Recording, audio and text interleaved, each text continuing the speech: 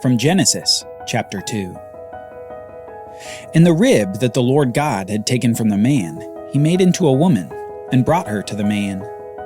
Then the man said, This at last is bone of my bones, and flesh of my flesh. She shall be called woman, because she was taken out of man.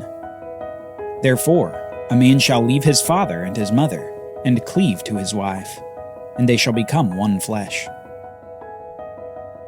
When we read of the first marriage in the Bible between Adam and Eve, it's tempting to think of the brief explanation of marriage as a generality about coming together to consummate a marriage.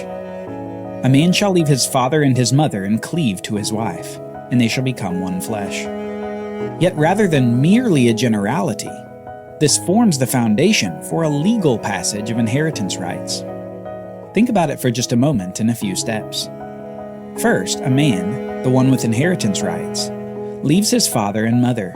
That is, he goes outside of his family in search of a woman. Second, he cleaves to his wife. Another way of saying he brings someone from outside his family and brings that woman into union with himself, giving her inheritance rights associated with him. Third, the man and the woman become one flesh. This probably refers to both the sexual union and the resulting seed or offspring from that union, the children who are literally one flesh, made from both of their parents. And fourth, the cycle starts again with the next generation, as the man with inheritance rights seeks a woman to marry. This little cycle of marriage is briefly described here in Genesis 2, verse 24. And if you can keep this cycle in mind, it's going to open up a book of the Bible to you. It's not only going to reveal the dramatic story of the book of Ruth, but it's going to unlock the ultimate point of this family story, tucked inside the time period of the Judges. The story begins with a woman named Naomi, and we find her tragic background in chapter 1 of the book of Ruth. In those days when the Judges ruled, there was a famine in the land of Canaan, and a man of Bethlehem in Judah went to sojourn in the country of Moab, he and his wife and his 2 sons. The name of the man was Elimelech, and the name of his wife Naomi. They were Ephrathites in Bethlehem in Judah's tribal territory. They went into the country of Moab and remained there. But Elimelech, the husband of Naomi, died, and she was left with her 2 sons. These took Moabite wives. The name of the one was Orpah, and the name of the other Ruth. They lived there about 10 years, and both sons died, so that the woman Naomi was left without her 2 sons and her husband. In the course of just a few sentences, Naomi's life goes from wife and mom to destitute widow. She, her husband, and her 2 sons travel from the land of Canaan to neighboring Moab, searching for food, and they stay there for a while. We soon find out that Elimelech, her husband, dies, followed by her 2 sons. But before those 2 sons die, they marry Moabite women. The men in Naomi's life all appeared to embrace a pragmatism that undermined their faith in Yahweh. Rather than stay in the land and wait for Yahweh to provide food, her husband Elimelech leaves Canaan for a rival land. Don't forget that the king of Moab had attempted to curse Israel before they entered the land of Canaan in the first place. Elimelech takes his family to a foreign land with foreign gods and foreign women. And soon his sons appear to embrace a pragmatism of their own. Outside of Canaan, they'd be hard-pressed to find an Israelite to marry as the law of Moses required. So they decide to just marry Moabite women instead. The men of the family show faithlessness to God. And in the end, all the men die without returning to the promised land. Naomi is left with no protection, no husband, and no sons. It's simply her and her 2 Moabite daughters-in-law.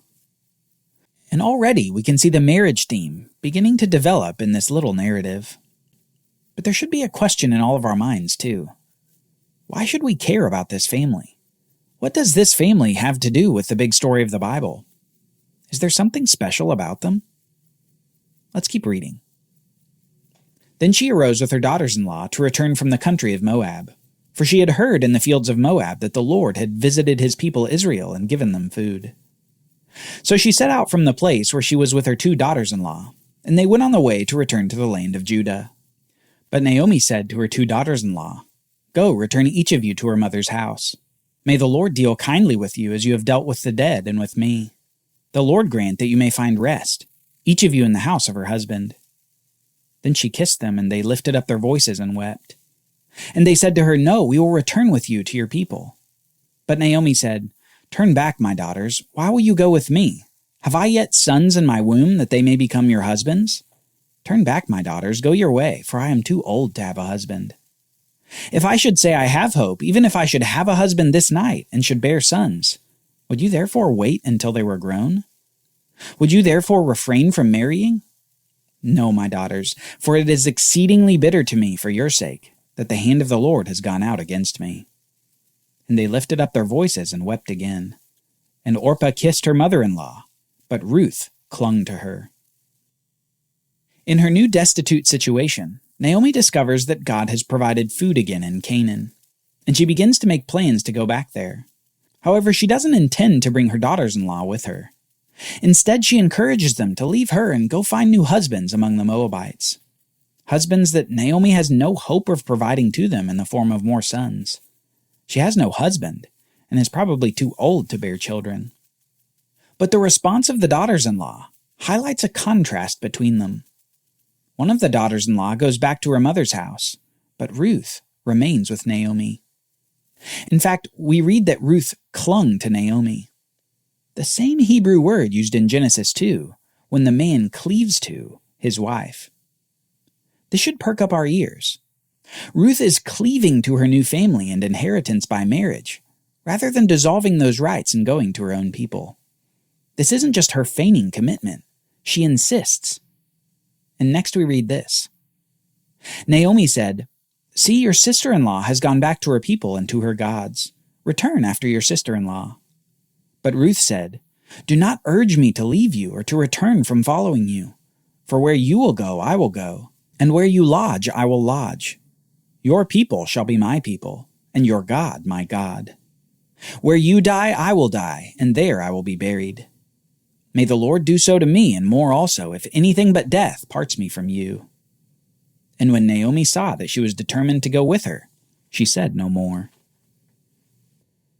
Ruth, in cleaving to Naomi, is not only wanting to remain with her, but adopt everything about being in her Israelite family. Famously, Ruth says, "Where you will go, I will go, and where you lodge, I will lodge. Your people shall be my people, and your God my God."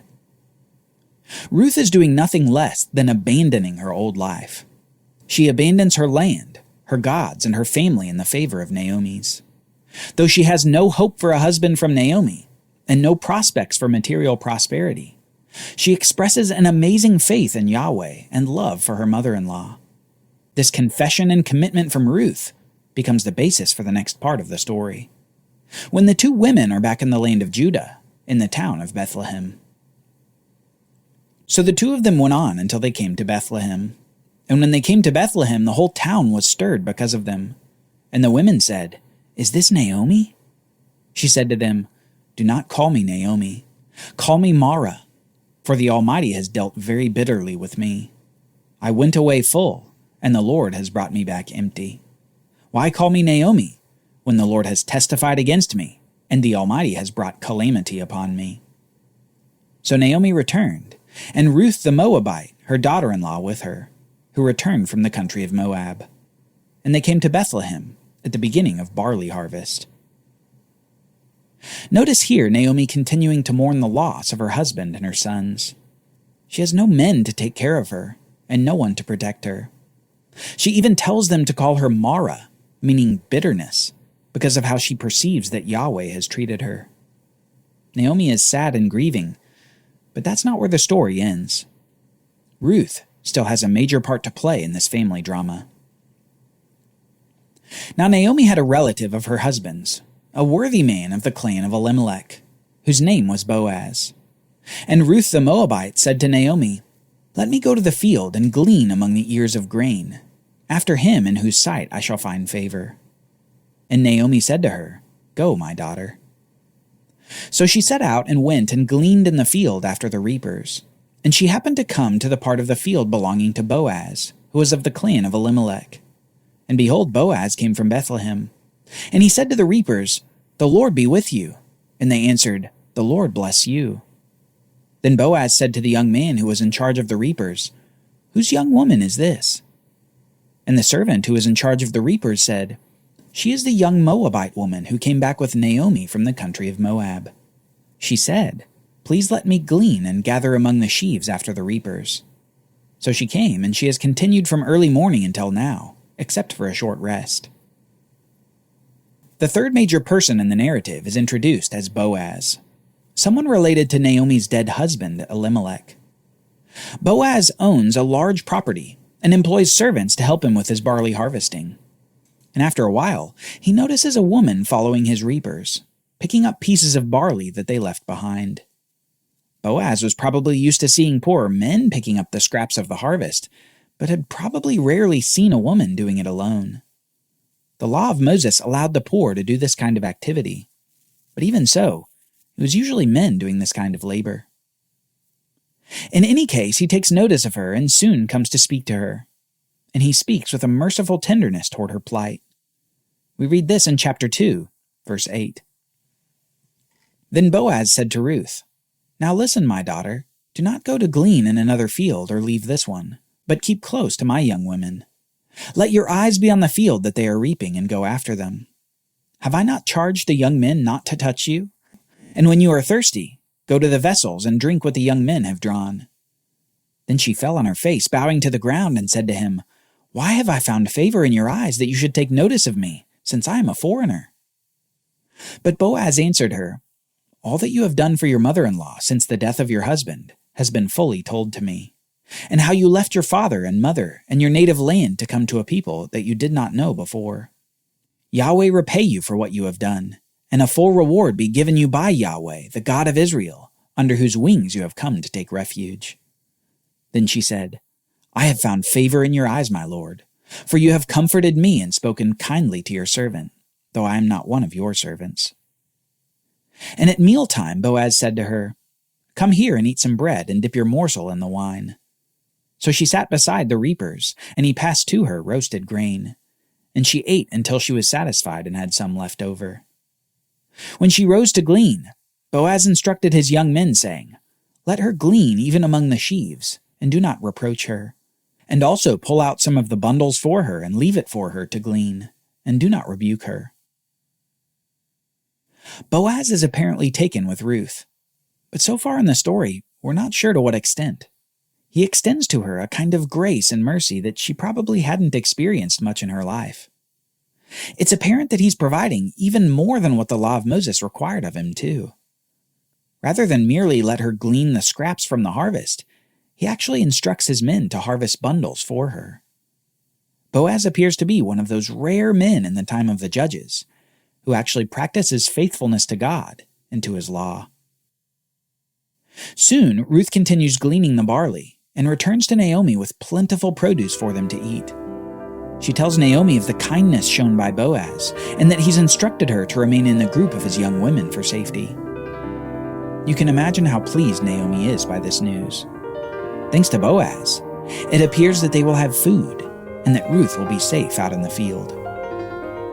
Soon, though, the barley and wheat harvests end, and Naomi has been thinking over this situation that they're in. She's been thinking about Boaz and about Ruth, and as she thinks, she gets a wonderful idea.